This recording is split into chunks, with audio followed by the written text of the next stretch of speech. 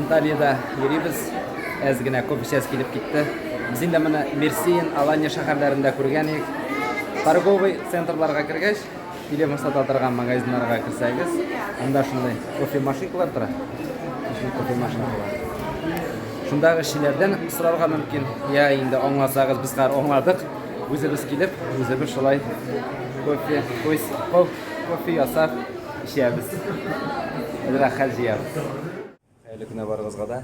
Без Анталия шәһәрендә буларның бит инде ситлары Шок, Бим, Мигрос, шундый магазиннар, безнең Шок магазинында бәйрәм вакытында прилавкалар шулай бушап бетә.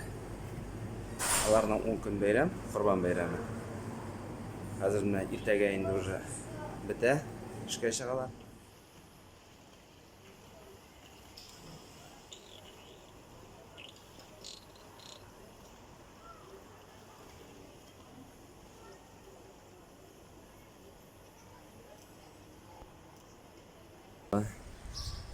Рәхәт.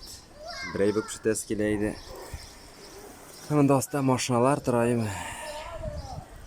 Монда X5 украинский, X6, монда Lexus, монда RAV4, монда Jaguar.